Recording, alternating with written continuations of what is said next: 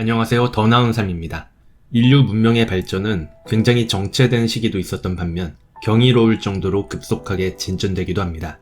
거대한 변화는 서서히 일어나기보다는 혁명적으로 말 그대로 눈 깜짝할 새에 이루어집니다. 책 세계사를 바꾼 12가지 신소재의 저자 사토 겐타로는 우리가 새로운 물질을 다루게 되었을 때마다 인류는 비약적인 발전을 거듭해 왔다고 이야기합니다. 우리는 항상 변화해야 한다, 혁신해야 한다고 말하지만 실제 기대할 만큼의 성과가 나타나지는 않습니다. 역사를 되돌아보면 극적인 변화는 새로운 재료의 발견과 함께 나타났습니다. 시대가 원하는 재료의 등장이 바로 세상에 커다란 변화를 일으키기 위한 결정타가 아니냐는 것이 이 책의 저자 사토 겐타로의 생각입니다. 그럼 인류 역사를 바꿔버린 새로운 재료 12가지를 하나씩 살펴보겠습니다. 첫 번째 재료는 금입니다. 금은 어떤 조건에서도 녹슬거나 변하지 않습니다. 아름다운 광택이 흐르고 희소합니다. 그래서 예나 지금이나 누구나 갖고 싶어하는 물질입니다. 금은 화폐를 탄생시켰습니다. 기원전 7세기 소아시아의 리디아 왕국에서 최초의 금화가 사용된 이래로 오랜 기간 인류의 화폐가 되었습니다. 지금은 더 이상 화폐로 사용되지는 않지만 여전히 가치의 척도로 이용되고 있습니다.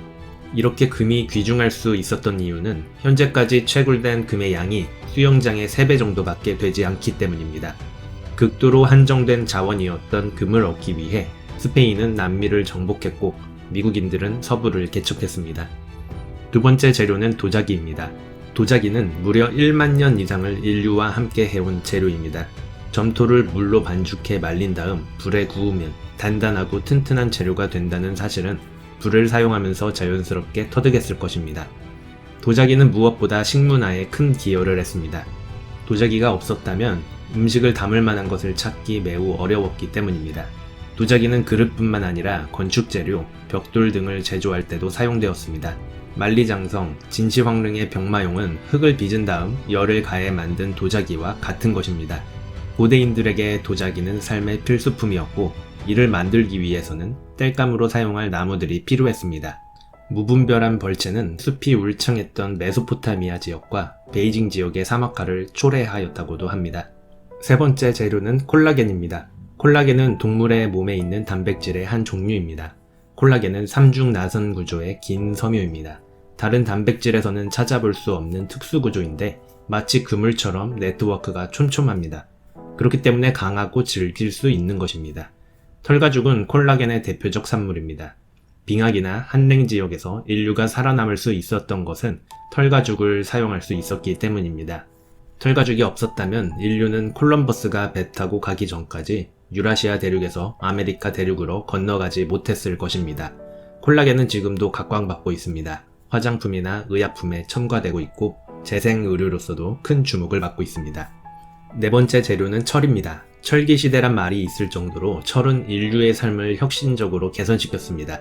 철은 농기구로도 사용할 수 있었고 암석이나 목재를 자를 수도 있었고 잔인한 전쟁 무기가 되기도 했습니다. 철의 장점은 양이 풍부하다는 데 있습니다. 그리고 다른 금속과 적절히 섞으면 더욱 성질이 우수하게 변합니다. 우수한 합금 기술을 가진 민족은 당대 최고의 패권을 가질 수 있었습니다. 철은 시간이 흐르면서 계속 진화했습니다. 철에 탄소를 섞어 강철을 만들었고 철의 최대 단점인 녹슴을 이겨낸 스테인리스도 나타났습니다. 여전히 인류는 철기시대 한가운데에 있으며 앞으로도 지속될 전망입니다. 다섯 번째 재료는 셀룰로스입니다. 셀룰로스란 식물 섬유를 의미하는데요. 사람으로 치면 골격이라고 볼 수 있습니다. 셀룰로스는 못이나 무명 같은 의류를 만들 때 사용되었으며 인류 최고의 발명품 중 하나인 종이를 만들 때도 사용됩니다. 지금의 종이 기술은 중국의 후한 시대의 황관이었던 체륜이 발명했으며 오랜 기간 아시아 지역에서만 사용되었습니다. 서양의 종이가 넘어간 시기는 751년 당나라와 이슬람 제국과의 전쟁 시기 때 당나라의 종이장인이 포로로 붙잡히면서부터입니다. 서양은 조각과 프레스코화가 발달했지만 동양은 서예나 수묵화가 발달할 수 있었던 이유입니다. 종이는 정보와 지식을 전달케 했고 인류 문명을 비약적으로 도약하게 하였습니다. 여섯 번째 재료는 탄산칼슘입니다. 탄산칼슘은 석회암의 형태로 얻을 수 있으며 여기저기 쉽게 구할 수 있는 재료입니다. 탄산칼슘 덩어리가 바로 분필이고 탄산칼슘은 치아의 연마제로도 쓰이며 의약품이나 식품 첨가물로도 사용됩니다. 또한 탄산칼슘의 가장 큰 쓰임새는 시멘트의 원료가 된다는 것입니다. 탄산칼슘에 점토, 규석, 산화철을 섞어 구우면 탄산칼슘에서 이산화탄소가 빠져나가 산화칼슘이 됩니다. 시멘트 기술은 이집트 피라미드 축조에도 사용되었고 중국에서도, 그리고 모든 길이 통한다는 로마에서도 사용되었습니다. 7번째 재료는 피브로인입니다. 누에고치로부터 실을 뽑아 만든 비단의 주성분이 피브로인입니다. 피브로인은 단백질인데요. 단백질은 부패하기 쉬운 대표 물질임에도 비단은 부패되지 않으며 무척 튼튼하고 오래갑니다. 그 이유는 비단에 포함된 트립신 억제제, 즉 소와 효소와의 결합을 방해하는 물질이 포함되어 있기 때문입니다. 기원전 200년대 중국에서는 비단 제조 기술이 확립되어 있었습니다.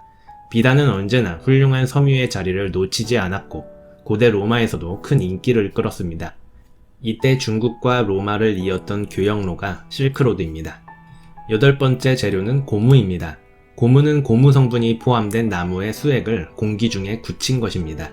의외로 고무가 유럽 사회에 전달된 시기는 콜럼버스 2차 항해 때인 15세기 후반입니다. 그리고 처음에는 지우개 정도로 썼을 뿐입니다. 그러다 고무가 물과 공기를 통하지 않는 성질에 주목하여 여러가지 쓰임새를 찾기도 했습니다. 그러나 자연 상태의 고무는 결정적으로 여름이 되면 녹아버린다는 한계가 있었습니다.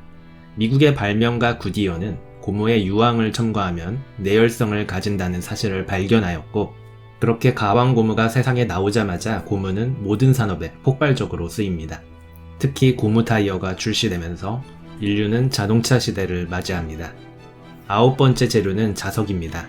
자성을 띤 광석은 워낙 널리 퍼져 있어 오래전부터 동서양을 막론하고 금속을 끌어당기는 물질에 대해 인지하고 있었습니다.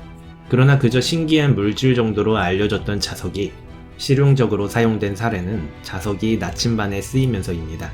자석을 활용한 나침반의 발명은 방향을 정확하게 파악하게 했으며 인류의 대항해 시대를 열어줍니다. 이후 자석은 급속도로 발전하면서 수많은 분야에서 혁신을 일으켰습니다. 모터와 전기는 인간이 신체적 힘을 초월하게 만들었으며 자기 기록 매체는 인간의 기억력을 무한대로 증폭시켰습니다. 10번째 재료는 알루미늄입니다. 알루미늄은 가벼우면서 강합니다. 그리고 알루미늄은 지구에 보편적으로 존재합니다. 그러나 알루미늄이 금속 형태로 추출된 때는 1825년이니 그 역사가 200년이 채 안 되었습니다. 그 이유는 알루미늄이 자연 속에서 금속 형태가 아닌 산소와 결합되어 산화된 채로 존재했기 때문입니다.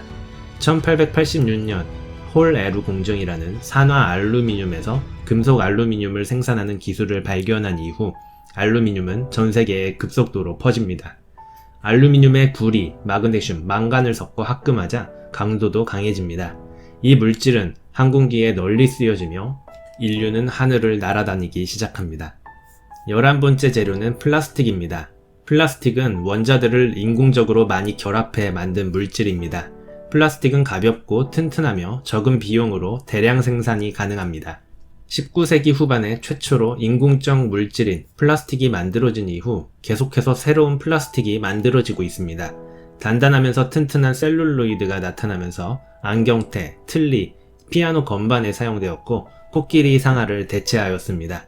나일론은 인공섬유의 등장을 알렸으며 가볍고 절연성이 우수한 폴리에틸렌은 레이더 부품에 사용되면서 독일군의 유보트를 격침하는 데 1등 공신이 됩니다. 인간이 만들어낸 물질 플라스틱은 인류의 삶을 바꿔놓았지만 자연계에 존재하지 않던 물질이기 때문에 세균이나 효소작용에 의해 분해되지 않는 특성은 새로운 걱정거리를 낳았습니다. 마지막 12번째 재료는 실리콘입니다. 실리콘 하면 실리콘 주방용품을 떠올릴 수 있는데 여기서 말하는 실리콘은 규소를 의미합니다. 규소 역시 자연에 널리고 널려 있지만 규소를 분리해내는 것은 비교적 최근인 1823년이었습니다. 알루미늄과 마찬가지로 산소와의 결합력이 강해 떼어내기 힘들었던 탓입니다. 순수 규소는 은빛 광택을 띠기 때문에 금속처럼 보이지만 완전한 금속이 아닌 반금속으로 분류합니다. 규소가 대표적으로 사용되는 곳은 반도체입니다. 전기를 통과시키는 성질과 전기를 통과시키지 않는 성질의 중간 성질을 가집니다. 평소에는 전기가 잘 통하지 않지만 불순물이 섞이거나 빛이 강해지면 전기를 통과시킬 수 있습니다. 컴퓨터의 기초인 반도체는 바로 규소로부터 탄생한 것입니다.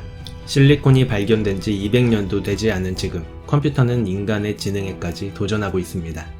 책 세계사를 바꾼 12가지 신소재에서는 재료의 역사는 누구도 상상하지 못한 물질이 출현해 인간의 생활을 바꿔온 역사라 말합니다.